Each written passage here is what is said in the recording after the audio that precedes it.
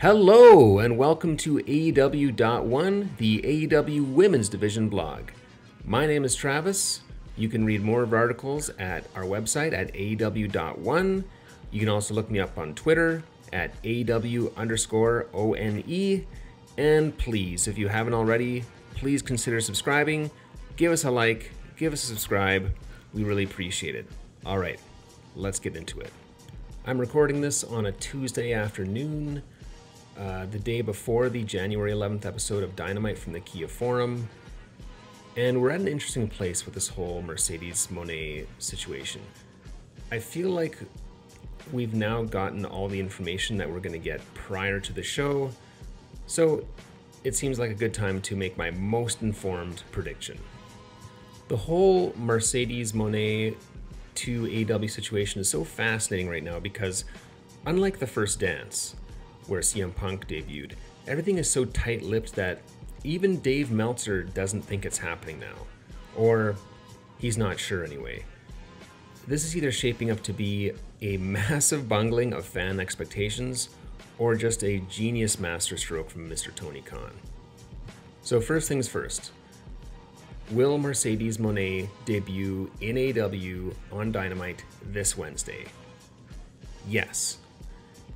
In the end, I believe Tony Khan is way too smart to allow fans' expectations to linger on like this.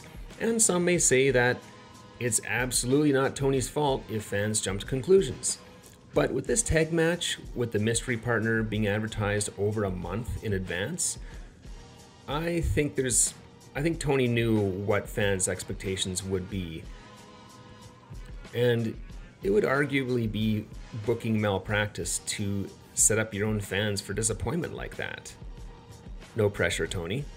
Also, as many have pointed out, as soon as Britt Baker said, "I'm the boss," and then winked into the camera, that 100% sealed it for me.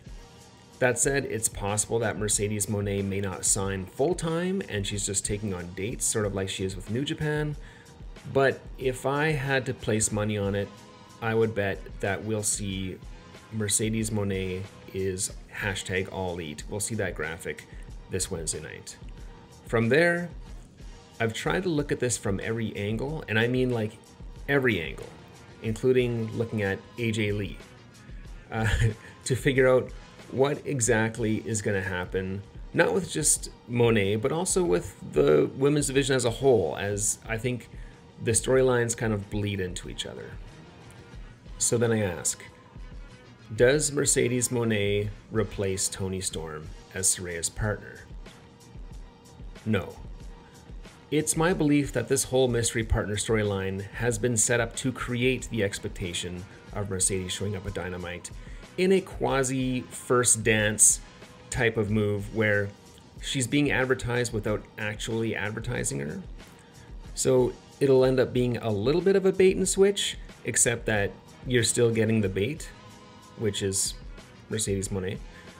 But with the way things went down in the segment with Saraya and Toni Storm and Shida, I think a lot of people are expecting Shida to attack Toni Storm and cost her being in the match. I don't think that's going to happen. I think that betrays Shida's long-term character. I just don't think she'll be so angry and so pissed off that she'll pull a complete 180 on Toni Storm. I just don't see it happening. Instead, I actually think this might be the beginning of a Hikaru Shida and Saraya feud. And if it were me booking it, if I can give a quick pitch please, I would book Toni Storm to get re-injured in this match. And then Shida would blame Saraya, citing that for Toni Storm's first match back since she got her face broken, this was too big of a match to come back to. She should have had some warm-up matches en route to this match. And I think I would have Shida blame Saraya for doing that to her, for costing her like that. And at the same time, Saraya would just turn around and say, "You're just mad because I didn't pick you." And then from there, it's next stop, Saraya versus Hikaru Shida at Revolution. So my next question is, what about those front row tickets? As some of you may or may not recall, when Britt Baker laid out the challenge, She tempted, teased, however you want to say, Saraya with those front row seats to watch her and hate her instead of having an actual match. Almost as mysterious as who it'll be is me wondering, is Tony Khan just going to drop this storyline device entirely? I want to give Tony Khan the benefit of the doubt and say that no, he's not going to just drop this. But I don't think it'll play into Mercedes Monè either. With what's come to light with Shida and Toni Storm and Saraya, I think it's going to be Hikaru Shida sitting in the front row. And something will happen in this match to lead to Shida and Saraya's feud. Britt Baker did say tickets plural, so maybe it's Saraya's real-life buddy, Renee Paquette, sits there as well. Or maybe they actually kind of drop the part that it's actually it's actually only one ticket, not two tickets. I don't know. We'll see tomorrow. So I've already said Mercedes Monè is going to be on Dynamite. Where does that leave her? Well, after her Wrestle Kingdom media scrum, Mercedes says that it's just her first stop on a world domination tour. And she calls herself the CEO of New Japan's women's division and Stardom. I don't think it really fits her character to be Saraya's buddy who's just going to go and do her a solid by showing up and tagging in a match that she's not even in the middle of. I also don't think you bring in Mercedes to start mixing it up right away with the world champion Jamie Hayter or the face of the division Britt Baker, not as a first match. Furthermore, I also don't think Tony Khan spends Mercedes Monet's first match in AEW on free TV. I'm pretty sure he saves that for Revolution. I think he's also aware of the fact that AEW fans' preferences for AEW originals is so strong right now that I think Mercedes would get booed against Jamie Hayter or Britt Baker. And I don't think that's how you want to start out her AEW tenure. At the same time, even though Jade Cargill is an AEW original, I think a lot of fans are ready for Jade's streak to end. Not me. I want to see her keep going and going. I think there's so much left in the storyline. But the online sentiment is there. I've seen lots of fans citing that it's time to end the streak and for her to enter the next stage of her character. So even though that she's an AEW original, I think you can build that story where fans would start to look forward to Monè dethroning Jade Cargill. So then how does that fit into Jade Cargill's storyline? Well, the past 2 months for Jade have been confusing. Out of nowhere, she started a feud with Bow Wow that at this point feels more like it will eventually be a good trivia question because of how forgettable it was. But sometimes I wonder if Tony Khan wrongfoots us fans by making a storyline look like it's almost been dropped only to bring it back suddenly. Which I like. It really rewards you for paying attention and remembering details that happened in the past. I also wonder if Bow Wow's C-level celebrity status makes him the perfect conduit to bring Mercedes Monè into AEW under the radar. Remember that this whole storyline started when Mercedes was under a no-compete clause. So if Tony Khan's pursuing of Mercedes fell short, they could always repurpose the Bow Wow storyline for Red Velvet. Which brings me to Red Velvet. If you follow my match reviews on AEW.1, I had complained ad nauseum about the Jade Red Velvet storyline a week ago because of how confusing it was, and it made Jade's character look either naive or not very smart. I think one of the traps of all wrestling bookers that they fall into is doing something bad on the way to something good. And I don't think it should be that way. I think if we're on the road to somewhere great, the journey should also be great.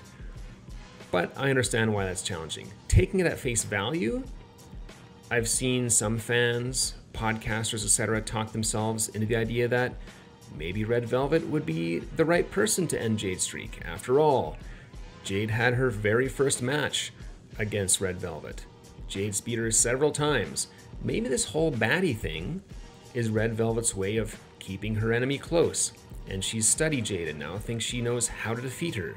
She would have got some great pointers from watching her face Sky Blue this past week.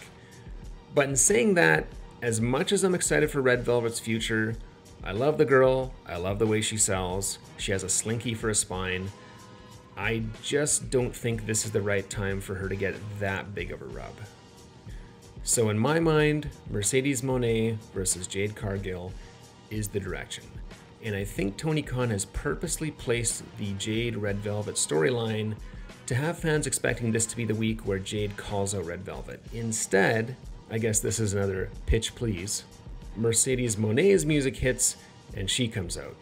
She puts over Jade having the most prestigious thing in all of pro wrestling, which is her streak, because it can only be taken away once. Mercedes says that she wants the TBS title and she wants to end Jade's streak. And man, after Jade Cargill versus Sky Blue, there couldn't be a better time to tease Jade Cargill versus Mercedes Monè. That match was awesome. And then to finish up the segment, I'd have Mercedes try to get physical with Jade like she did with Kairi at Wrestle Kingdom, but Jade is able to power out of it. Maybe she shoves Monè, goes for a pump kick, but Mercedes is able to slide under the rope, and they stare each other down. Between then and Revolution, you could finish off the program with Red Velvet. Even though the winner is assumed, I think Red would be a fun conduit to preview what a Jade Cargill versus Mercedes Monè match might be like. Not that I'm not saying Red Velvet is as good as Sasha Banks. You know, Sasha Banks is amazing. Red Velvet is just super great and promising, but I think they have a kind of a similar style, a similar size. I think you could have some cool comparisons and maybe even have Mercedes show up and take some notes and even have some callbacks from this match for their eventual match. And that would get Jade up to 49-0, which would be a nice tease. Is Jade going to get to 50-0, or is it going to be spoiled by Mercedes and be 49-1? Although, then again, it's a long way till March 5th, so Jade Cargill could easily crank out some more wins on Dark and Elevation. She could be 55-0 by Revolution. So that is my prediction. In short, that Mercedes Monè will have absolutely nothing to do with the whole mystery tag team partner story angle, and instead will simply interrupt Jade Cargill on January 11th and challenge her for her TBS title at Revolution. But what are your thoughts? Are you going with the theory that Shida is going to take out Toni Storm, leading to Mercedes Monè being Saraya's tag partner? Let me know your theory in the comments below. Thanks for watching, and as always, make sure you let the women in your life know how much you appreciate them.